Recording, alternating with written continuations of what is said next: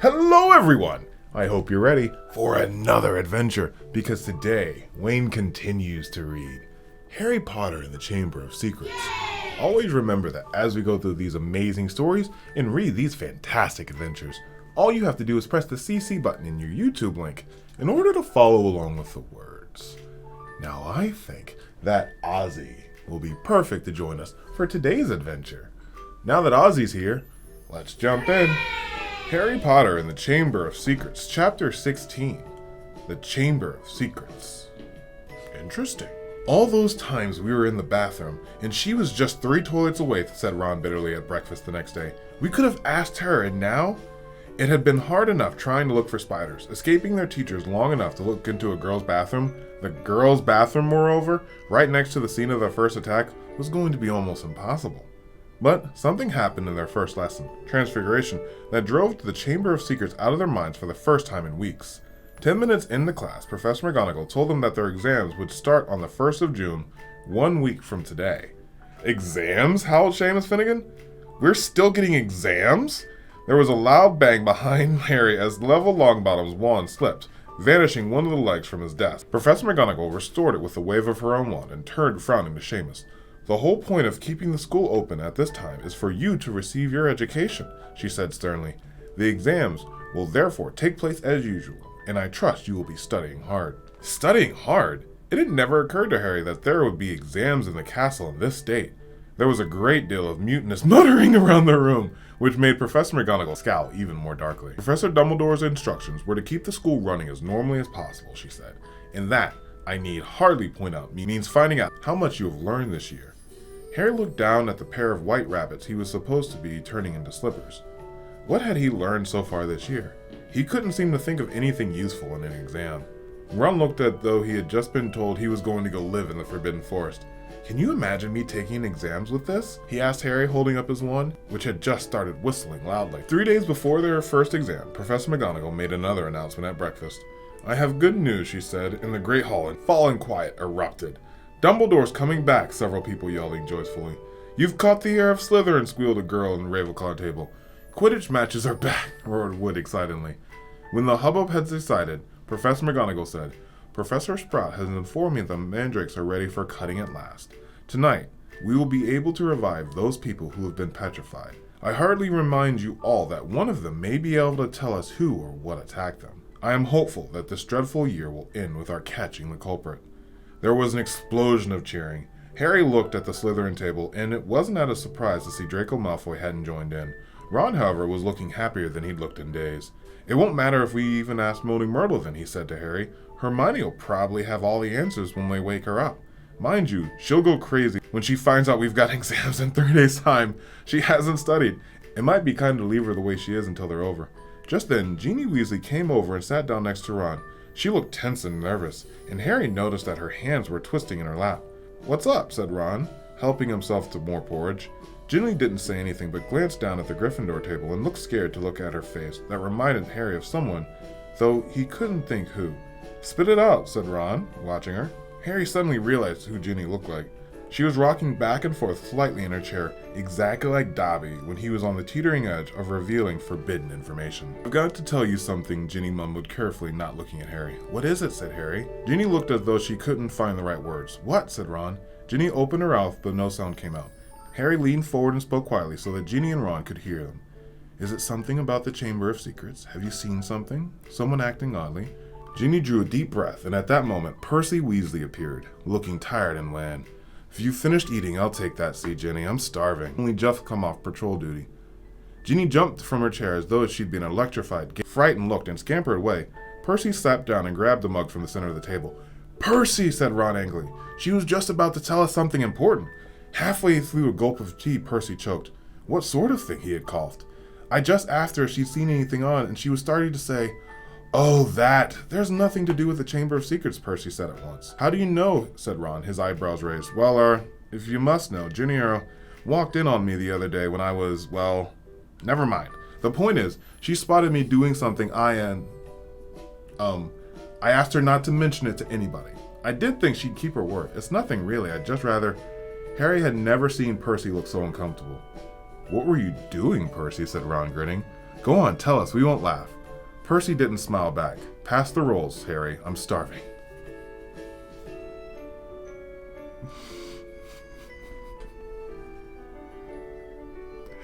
I love this Weasley family and how they engage. I really do. Ron just turned like that. It was so funny. Harry knew the whole mystery might be solved tomorrow without their help, but he wasn't about to pass up a chance to speak to Moaning Myrtle if it turned out. And to his delight it did. Mid-morning, when they were being led to History of Magic by Gilderoy Lockhart. Lockhart, who had often assured them that the danger had passed, only to be proved wrong right away, was now wholeheartedly convinced that it was hardly worth the trouble to see them safely down the corridors. His hair wasn't as sleek as usual. It seemed he had been up most of the night, patrolling the 4th floor. Mark my words, he said, ushering them around the corner. The first words out of those poor petrified people's mouths will be, "It was Hagrid." Frankly, I'm astounded Professor McGonagall thinks these security measures are necessary. I agree, sir, said Harry, making Ron drop his books in surprise. Thank you, Harry, said Lockhart graciously, while they waited for the long line in the Hufflepuffs to pass. I mean, we teachers have quite enough to be getting on with, without walking students to classes and standing guard all night. That's right, said Ron, catching on. Why don't you leave us here, and we've only got 1 corridor to go. You know, Weasley, I think I will, said Lockhart. I really should go prepare for my next class. And he hurried off. Prepare for his class, Ron sneered after him. Gone to curl his hair more like. They let the rest of the Gryffindors draw ahead of them, then, darting down a side passage, hurried off to Moaning Myrtle's bathroom. But just as they were congratulating each other on their brilliant scheme, Potter, Weasley, what are you doing? It was Professor McGonagall. Her mouth was the thinnest of thinnest lines. We were, Ron and stammered. We were going to go see Hermione, said Harry. Ron and Professor McGonagall both looked at him. We haven't seen her in ages, Professor, Harry went on hurriedly, treading on Ron's foot. And we thought we'd sneak to the hospital wing, you know. Just tell her that the mandrakes are ready. And not to worry. Professor McGonagall was still staring at them, and for a moment Harry thought she was going to explode.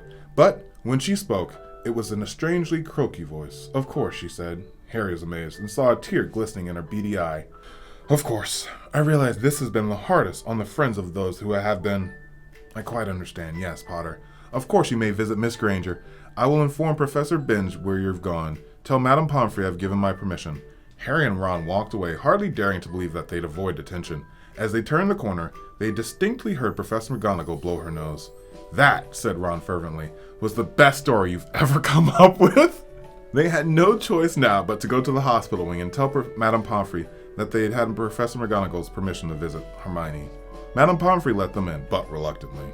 There's no point talking to a petrified person, she said. They had to admit that she had a point when they'd taken their seats next to Hermione. It was plain that Hermione didn't have the faintest inkling that she had visitors, and they might as well just tell her bedside cabinet not to worry, for all good it would do. I wonder if she did see the attacker, though, said Ron, looking sadly at Harry's rigid face, because if he sneaked up on them all, no one will ever know. Harry wasn't looking at Hermione's face. He was more interested in her right hand. It lay clenched at the top of her blankets, and bending closer, he saw a piece of paper was scrunched inside her fist. Making sure Madame Pomfrey was nowhere near, he pointed this out to Ron. Try to get it out, Ron whispered, shifting his chair so that he blocked Harry from Madame Pomfrey's view. It was no easy task. Hermione's hand was clamped so tightly around the paper that Harry was sure he was going to tear it. While Ron kept watch, he tugged and twisted, and at last, after several tense minutes, the paper came free. It was a page torn of the old library book. Harry smoothed it out eagerly, and Ron leaned close to read it. Of many fearsome beasts and monsters that roam our land, there is none more curious or deadly than the basilisk, known as the king of serpents. This snake, which may reach gigantic size and live hundreds of years, is born from a chicken's egg, hatched beneath a toad. Its methods of killing are most wondrous, for from its deadly size and venomous fangs, the basilisk has a murderous stare, and all who are fixed with the beam of its light suffer instant death. Spider flee from the basilisk, for it is their mortal enemy, and the basilisk flees only from the crowing of the rooster, which is fatal to it. And beneath this, a single word written in a hand Harry recognized as Hermione's. It was as though somebody had just flicked a light on his brain. Ron, he breathed. This is it. This is the answer. The monster in the chamber is a basilisk, a giant serpent. That's why I've been hearing that voice all over the place, and nobody else has heard it. It's because I understand parcel tongue. Harry looked up at the beds around him. The basilisk kills people by looking at them, but no one's died, because no one looked it straight in the eye. Colin saw it through a camera. The basilisk burned the film inside it, but Colin got petrified. Justin must have seen it through nearly headless Nick. Nick got the full blast of it, but he couldn't die again. And Hermione and that Ravenclaw were found with a mirror neck. Hermione had just realized the monster was the basilisk. I bet you anything she warned the first person she met not to look around the corners with a mirror first. And that girl pulled out her mirror and Ron's jaw dropped. And Mrs. Norris, he whispered eagerly. Harry thought, picturing the scene of the night of Halloween. The water, he said slowly. Flood from Moaning Myrtle's bathroom. I bet you Miss Norris saw the reflection. He scanned the page eagerly, and the more he looked at it, the more it made sense. The crowing of a rooster is fatal to it, he read aloud. Hagrid's roosters were killed. The heir of Slytherin didn't want anyone near the castle once the chamber is open. Spiders flee from it, it all fits. But how's the basilisk getting around the place, said Ron. A giant snake someone would have seen. Harry pointed out the word Hermione had scribbled on the foot of the page. Pipes, he said. Pipes, Ron. It's been using the plumbing. I've been hearing the voice inside the walls. Ron suddenly grabbed Harry's arm. The entrance to the Chamber of Secrets, he said hoarsely. What if it's in a bathroom? What if it's in Moaning Myrtle's bathroom, said Harry. They sat there, excitement coursing through them, hardly able to believe it. This means, said Harry, I can't be the only Parseltongue in school. The heir of Slytherin's race, too. That's how he's been controlling the basilisk. What are we supposed to do, said Ron, whose eyes were flashing. Should we go straight to McGonagall? Let's go to the staff room, said Harry, jumping in. She'll be there in 10 minutes. It's nearly break. They ran downstairs, not wanting to be discovered hanging around. They went straight into the deserted staff room. It was a large, paneled room full of desks and wooden chairs. Harry and Ron paced around it, too excited to sit down. But the bell to single break never came. Instead, echoing down the corridors came Professor McGonagall's voice, magnificently magnified. All students to return to their dormitories at once. All teachers to return to the staff room. Immediately, please. Harry whirled around to stare at Ron. Not another attack, not now. What'll we do? Said Ron aghast. Go back to the dormitory? No, said Harry, glancing around. There was an ugly sort of wardrobe to his left, full of teachers' cloaks. In there. Let's hear what it's about. Then we can tell them what we found. They hid themselves inside it, listening to the rumbling of hundreds of people moving overhead, and the staff room door banging open. From between the musty folds of cloaks, they watched the teachers filtering into the room, some of them looking puzzled, others downright scared. Then Professor McGonagall arrived. It has happened, she had told the silent staff. A student has been taken by a monster, right into the chamber itself. Professor Flitwick let out a squeal. Professor Sprout clapped her hands over her mouth. Snape gripped the back of his chair very hard and said, How can you be sure? The heir of Slytherin, said Professor McGonagall, who was very white, left another message. Right underneath the first one. Her skeleton will lie in the chamber forever. Professor Flitwick burst into tears. Who is it? Said Madame Hooch. Who had sunk, weak-kneed, into the chair? Which student? Ginny Weasley, said. Harry felt Rod slide silently down onto the wardrobe floor beside him. We shall have to send all the students home tomorrow, said Professor McGonagall. This is the end of Hogwarts. Dumbledore always said. The staff door opened again. For one of the wildest moments, Harry, to be sure, it was Dumbledore, but it was Lockhart who was beaming. So sorry, dozed off. What have I missed? He didn't seem to notice that the other teachers were looking at him with something remarkably like hatred. Snape stepped forward. Just the man, he said. The very man. A girl has been snatched by a monster, Lockhart, taken into the Chamber of Secrets itself. Your moment has come at last. Lockhart blanched. That's right, Gilderoy, chipped in Professor Sprout. Weren't you just saying last night that you've known all along where the entrance to the Chamber of Secrets is? I sputtered Lockhart. Yes, didn't you tell me you knew where it was inside? Piped in Professor Flitwick. Did I? I don't recall. I certainly remember you saying you were sorry you hadn't had a crack at the monster before Hagrid was arrested, said Snape. Didn't you say that the whole affair had been bungled and that you should have been given free rein from the first? Lockhart stared around at his stone-faced colleagues. I never really... You may have misunderstood. We'll leave it to you then, Gilderoy, said Professor McGonagall. Tonight will be an excellent time to do it. We'll make sure everyone's out of your way. You'll be able to tackle the monster all by yourself. A free rein at last. Lockhart gazed desperately around him, but no one else came to the rescue. He didn't look remotely handsome anymore. His lip was trembling. In the absence of his usual toothy grin, he looked weak-chinned and feeble. Very well, he said. I'll be in my office, getting ready. And he left the room. Right, said Professor McGonagall, whose nostrils were flared. That's got him from out under our feet. The heads of the houses should go inform their students about what happened. Tell them the Hogwarts Express will take them home first thing in the morning. Will the rest of you please make sure no students have been left outside their dormitories? The teachers rose and left one by one. It was probably the worst day of Harry's entire life. He, Ron, Fred, and George sat together in a corner of the Gryffindor Tower room, unable to say anything to each other. Percy wasn't there. He had gone to send an owl to Mr. and Mrs. Weasley, then shut himself up in his dormitory. No afternoon ever lasted as long as that one, nor had Gryffindor Tower ever been so crowded, yet so quiet.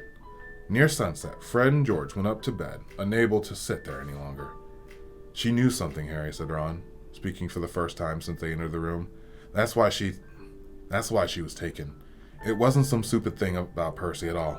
She'd found out something about the Chamber of Secrets. That's why she was... Ron rubbed his eyes frantically. I mean, she was a pureblood. She can't be taken for any other reason. Harry could see the sun sinking, blood dried below the skyline. This was the worst he had ever felt. If only there was something he could do, anything. Harry, said Ron, do you think that there's a chance at all she's not, Harry didn't know what to say. He couldn't see how Ginny could still be alive. You know what, said Ron? I think we should go and see Lockhart. Tell him about what we know. He's going to try and get into the chamber. We can tell him where we think it is and tell him it's a basilisk in there. Because Harry couldn't think of anything else, and because he wanted to do something, he agreed. The Gryffindors around them were so miserable and felt so worried for the Weasleys that no one tried to stop them as they got up, crossed the room, and left through the portrait hole. Darkness was falling as they walked down to Lockhart's office. There seemed to be a lot of activity going on inside it. They could hear scraping, thumps, and hurried footsteps. Harry knocked, and there was a sudden silence from inside.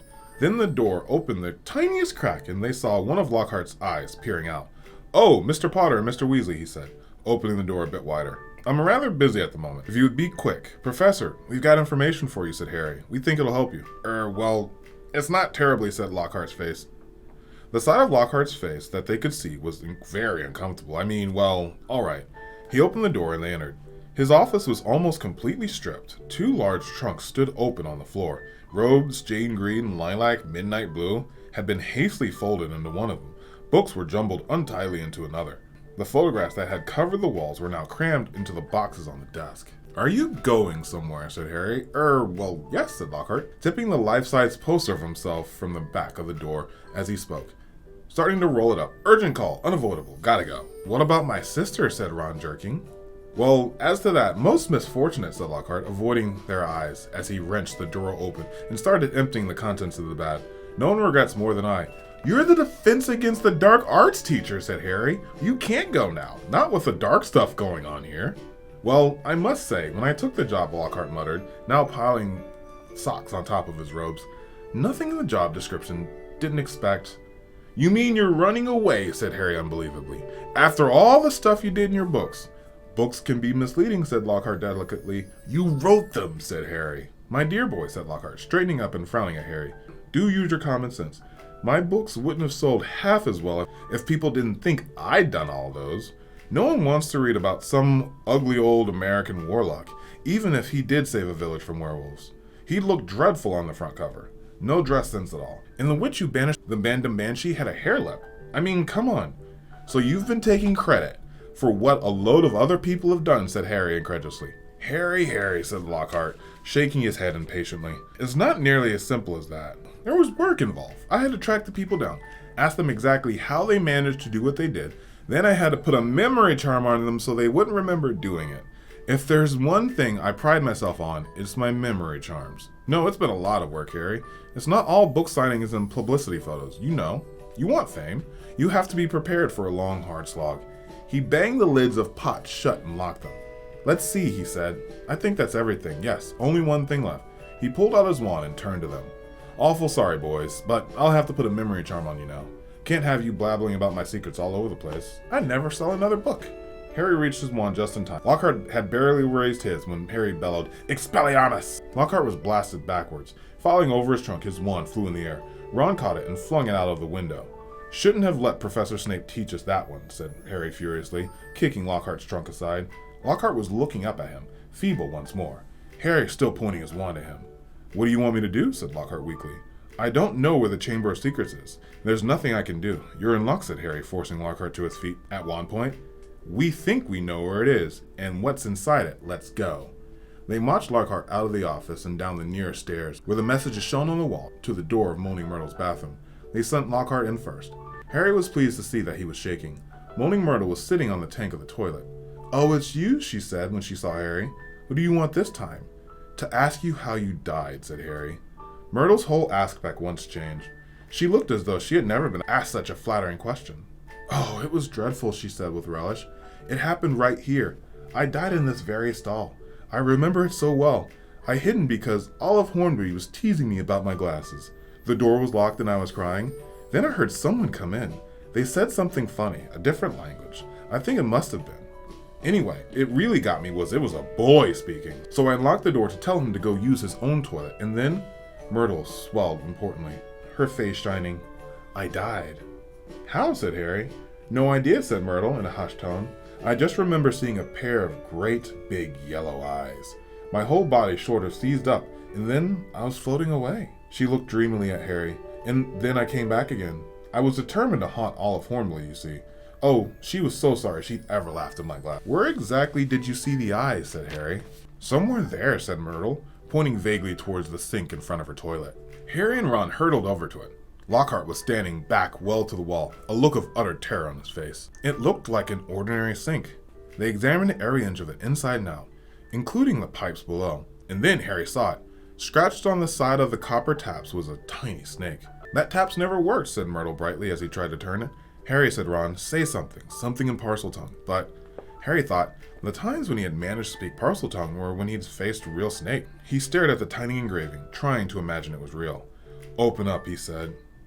He looked at Ron, who shook his head. "English," he said. Harry looked back at the snake, willing himself to believe it was alive. If he moved his head, the candlelight might make it look as if it were moving. "Open up," he said. Except the words wasn't what he heard. A strange hissing sound escaped him, and the tap at once glowed with a brilliant white light and began to spin. Next second, the sink began to move. The sink, in fact, sank right out of sight, leaving a large pipe exposed, a pipe wide enough for a man to slide into. Harry heard Ron gasp and look up again. He had made up his mind on what he was going to do. "I'm going down there," he said. He couldn't not go. Not now when they had found the entrance to the chamber, not if they had even the faintest, slimmest, wildest chance that Ginny might be alive. "Me too," said Ron. There was a pause. "Well, you hardly seem to need me," said Lockhart, with a shadow of his old smile. "I'll just..." He had put his hand on the doorknobs, but Ron and Harry both pointed their wands at him. "You can go first," Ron snarled. White-faced and wandless, Lockhart approached the opening. "Boys," he said in a voice feebly. "Boys, what good will it do?" Harry jabbed him in the back with his wand. Lockhart slid his legs into the pipe. "I really don't think," he started to say, but Ron gave him a push and he slid out of sight. Harry followed quickly. He lowered himself slowly into the pipe, then let go. It was like rushing down an endless, slimy, dark slide. He could see the pipes branching off in all different directions, but none as large as theirs, which twisted and turned, sloping steeply downward, and he knew that he was falling deeper below the school than even the dungeons. Behind him, he heard Ron thudding slightly at the curves. And then, just as he was beginning to worry about what was going to happen, he hit the ground. The pipe leveled out, and he shot out of the end with a wet thud, landing on the dark floor of a stone tunnel, large enough to stand in. Lockhart was getting to his feet a little ways away, covered in slime and white as a ghost. Harry stood aside as Ron came whizzing out of the pipe too. "We must be miles under the school," said Harry, his voice echoing in the black tunnel. "Under the lake probably," said Ron, squinting around the dark slimy walls. All three of them turned to stare into the darkness ahead. "Lumos," Harry muttered to his wand, and it lit again. "Come on," he said to Ron and Lockhart, and off they went, their footsteps slapping loudly on the wet floor. The tunnel was so dark that they could not see the little distance ahead. Their shadows on the wet walls looked monstrous in the wan light. "Remember," said Harry quietly as they walked cautiously forward, "any sign of movement, move your eyes right away." But the tunnel was quiet as the grave. The first unexpected sound that they heard was a large crunch as Ron stepped on what turned out to be a rat's skull. Harry lowered his wand at the floor and saw that it was littered with small animal bones. Trying very hard not to imagine what Ginny might look like if they found her, Harry led the way forward, around the dark bend of the tunnel. "Harry, there's something up there," said Ron hoarsely, grabbing Harry's shoulder. They froze, watching. Harry could see the outline of something huge and curved, lying right across the tunnel. It wasn't moving. "Maybe it's asleep," he breathed, glancing back at the other two. Harry turned back to look at the thing, his heart beating so fast it hurt. Very slowly, his eyes as narrow as he could make them, and still see, Harry edged forward, his wand held high. The light slid over a gigantic snakeskin, a vivid, poisonous green, lying curled and empty across the tunnel floor. The creature that must have shed it must have been 20 feet long. Blimey, said Ron weakly. There was a sudden movement behind him. Gilderoy Lockhart's knees had given way. Get up, said Ron sharply, pointing his wand at Lockhart. Lockhart got to his feet, then dived at Ron, knocking him to the ground. Harry jumped forward, but it was too late. Lockhart straightened up, panting, Ron's wand in his hand, and a gleaming smile back on his face. The adventure ends here, boys, he said. I'll also take a bit of this skin back up to the school and tell them it was too late to save the girl, and that tragically, 2 students lost their minds at the sight of her mangled body. Say goodbye to your memories. He raised Ron's speleo-taped wand high over his head and yelled, Obliviate! The wand exploded with the force of a small bomb. Harry flung his arms over his head and ran, slipping over the coils of the snakeskin, out of the way of great chunks of ceiling that were thundering to the floor. Next moment he was standing there alone, gazing at a solid wall of broken rock. Ron, he shouted. Are you okay, Ron? I'm here, came Ron's muffled voice from behind a rockfall. I'm okay. This gets not, though. He got blasted by the wand. There was a dull thud and a loud ow. It sounded as though Ron had kicked Lockhart in the shins. What now? Ron's voice said, sounding desperate. We can't get through. It'll take ages. Harry looked up at the tunnel ceiling. Huge cracks had appeared in it. He had never tried to break anything apart as large as these rocks by magic. And now didn't seem a good moment to try. What if the tunnel caved in? There was another loud thud, another owl from behind the rocks. They were wasting time. Ginny had already been in the Chamber of Secrets for hours. Harry knew there was only one thing to do. Wait there, he called to Ron. Wait with Lockhart. I'll go on. If I'm not back in an hour. There was a very pregnant pause. I'll try and shift some of the rocks, said Ron, who seemed to be trying to keep his voice steady. So you can get back through. And Harry? See you in a bit, said Harry, trying to inject some confidence into his shaking voice. And he set off, alone, past the giant snakeskin. Soon the distant noise of Ron straining to shift the rocks was gone. The tunnel turned and turned again. Every nerve of Harry's body was tingling unpleasantly. He wanted the tunnel to end, yet dreaded what he'd find when he did it. And then, at last, as he crept around another bend, he saw a giant wall ahead on which 2 entwined serpents were carved, their eyes set with great glinting emeralds. Harry approached, his throat dry. There was no need to pretend these stone stakes were real. Their eyes looked strangely alive. He could guess what he had to do. He cleared his throat and the emerald eyes seemed to flicker. Open, he said, in a low, faint hiss. The serpents parted as the wall cracked open. The halves slid smoothly out of sight, and Harry, shaking from head to foot, stepped inside. Oh wow, that was a really fun adventure as we joined Harry and Ron as they adventured in the Chamber of Secrets. What was your favorite part, Ozzy? I like that part too. We'll see you in the next adventure, okay? And we'll see you on the next adventure, here with Wayne Reads. Thank you for joining us, and we can't wait to see you again. Bye-bye!